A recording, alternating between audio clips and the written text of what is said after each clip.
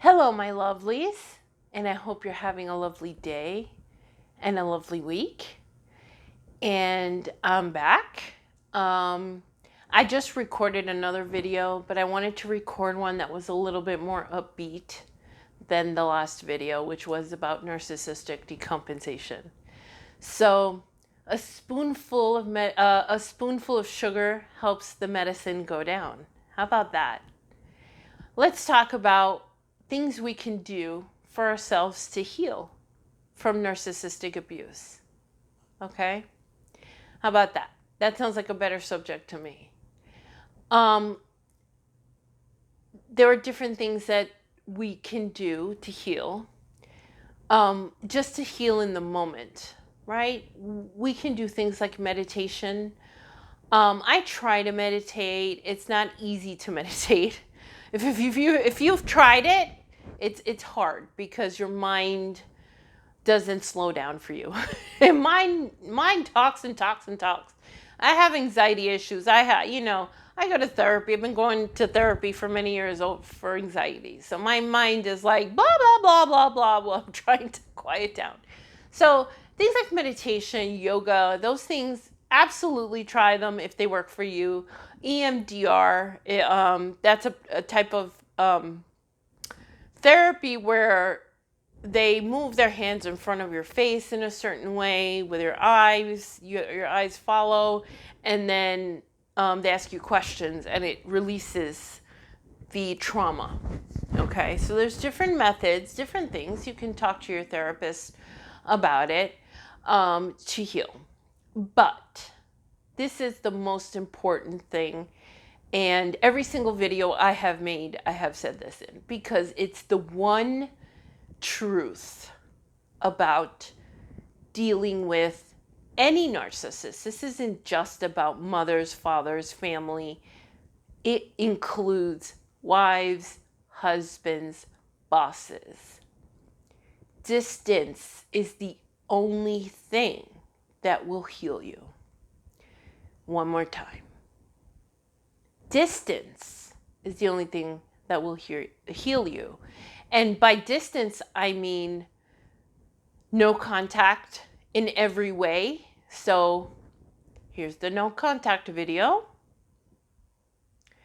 Please watch that. It's important. The no contact and protecting yourself from flying monkeys, from family members, from friends calling you that are narcissistic or that the narcissist is sending to you. You have to protect yourself. That's one type of distance, right? If you can have physical distance, that's even better. If you are living in a different country or different state than your parent, or just miles and miles and miles away, that is going to be a benefit to you. Right now, this is detrimental to me that I live about 5 to 7 miles away from my parents. And emotional distance, right? So you don't hear what's going on with them. That's an important one, because it's not just that physical distance, because I hear that a lot. Oh, I want no contact, but I'm still upset.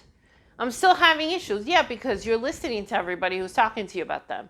You need to have that emotional distance from them, as well as the physical distance. You have to have that emotional distance.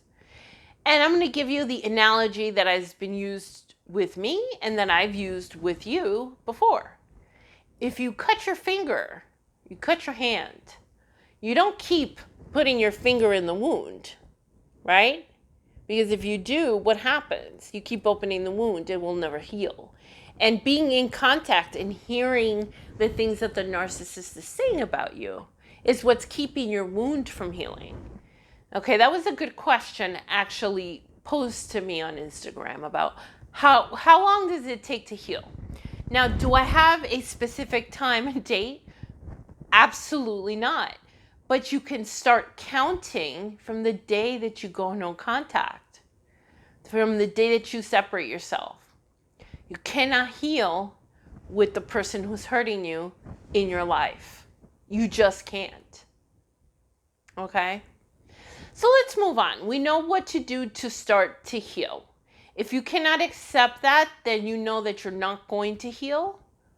Again, I'm not a licensed therapist, but I know this for a fact from the 2.5 years of research, support groups, reading books, and my own experience. Okay, so let's move on to what healing does look like. Healing is when, and it's little things that you will see happening.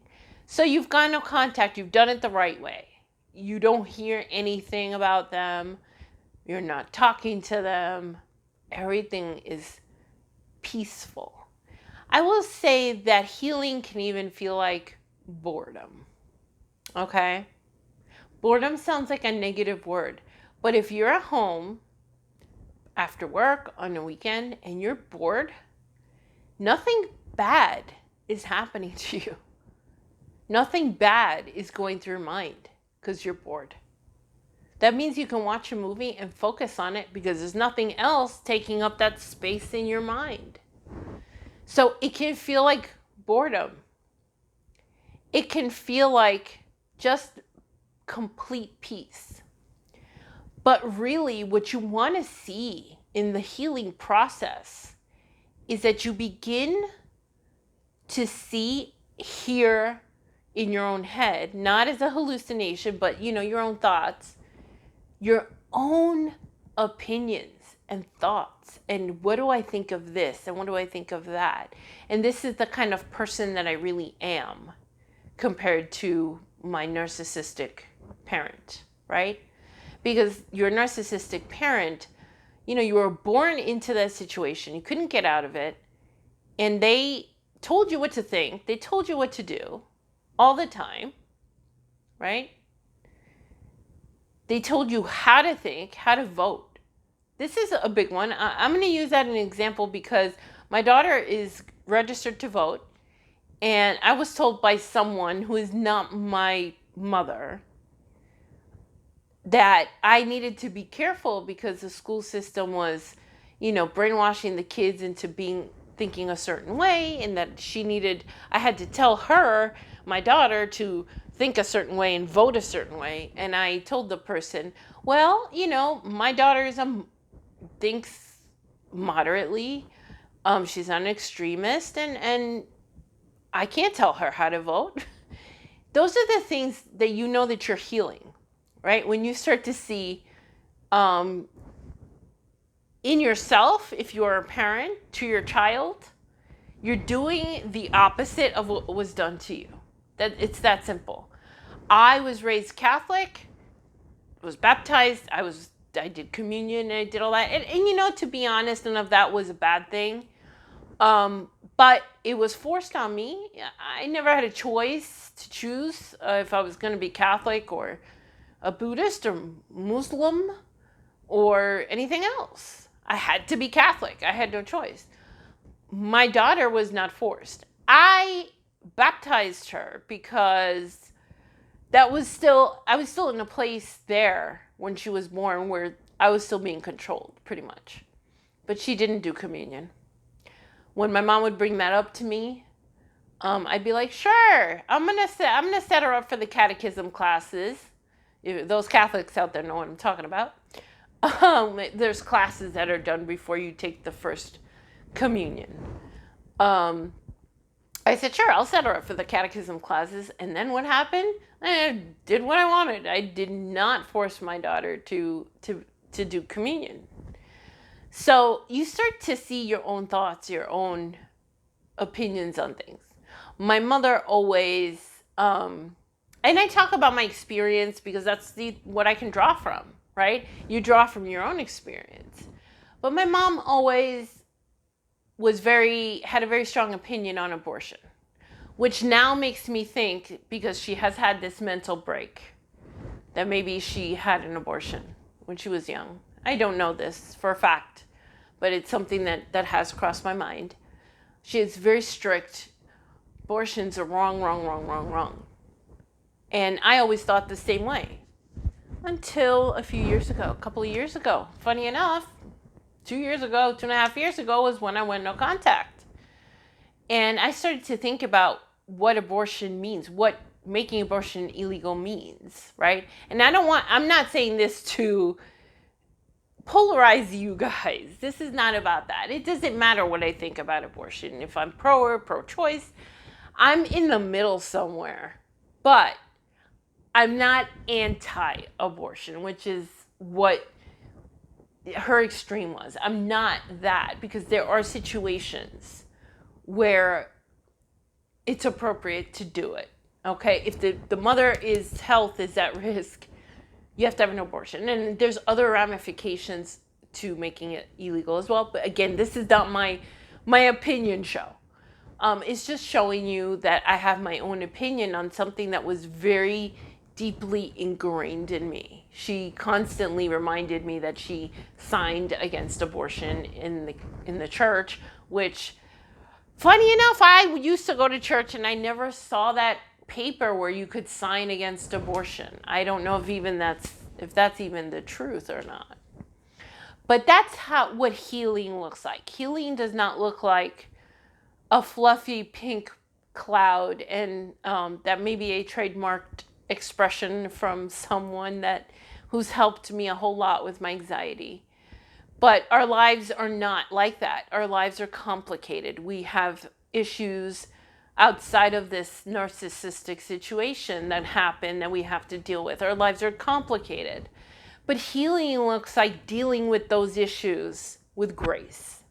And what I mean by grace is, you don't scream or cry or run away from the problem. You deal with the problem. Healing looks like I'm standing up to that person who's treating me badly, whoever they are. Healing looks like so many things. It looks like the opposite of that person you were when you were in that narcissistic relationship. That's what healing looks like.